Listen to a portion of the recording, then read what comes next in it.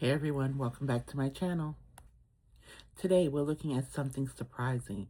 People leaving the US to move back to South Africa. Many left because of safety concerns years ago, but now they're saying life in the US is riskier. Let's break it down. Andrew Viech, who left South Africa after a scary armed robbery, says life in the US now feels more dangerous. He's worried about the mass shootings and rising violence. Andrew moved to California in 2003, but now he says people being shot in broad daylight and he doesn't feel safe living there anymore. Recent incidents involving U.S. immigration officers using deadly force has also raised tensions. Even when video evidence don't always match official reports. Andrew plans to return to South Africa this year, and he's not alone. Thousands of other white South Africans are going back. The South African government said there's no evidence that white citizens are being targeted or discriminated against, despite what President Trump has claimed. Many people who left South Africa years ago are now checking their citizenship status to return. Around 12,000 have already done so by using a new online system.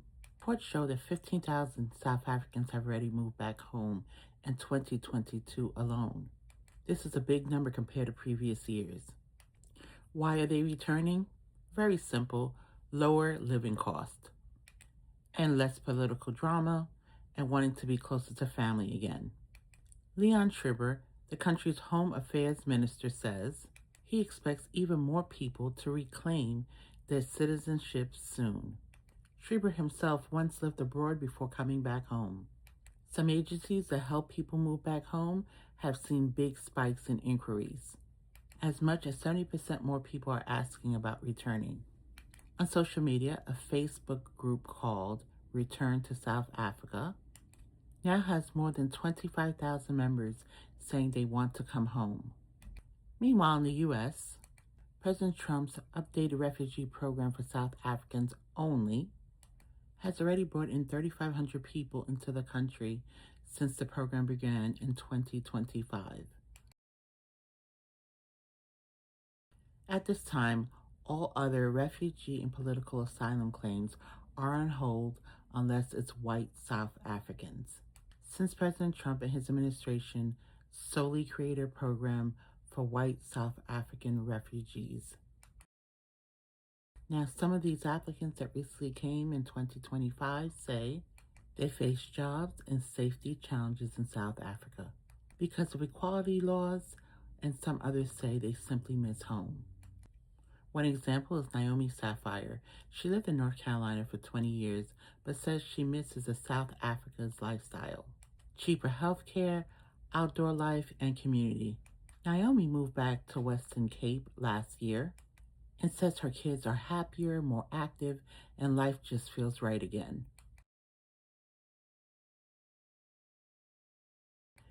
Even though South Africa has high unemployment and crime issues, but many South Africans say they feel things have improved lately: fewer blackouts, better stability, and more remote jobs.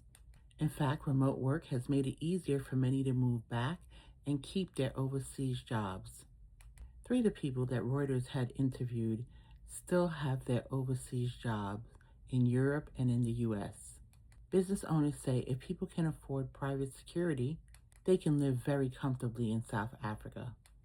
Some even say it's a better quality of life than in parts of Europe or America. Engineer Eugene Jensen, who recently returned from the Netherlands with his family, says most returnees feel hopeful and see progress and positive change. So what does this show us? A couple of things.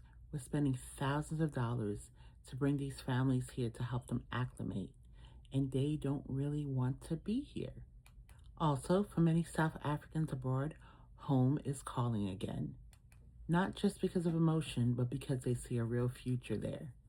It's a powerful reminder that safe and happy, not the grass being greener on the other side, doesn't always mean living in the richest country. Sometimes it's just being where you truly belong.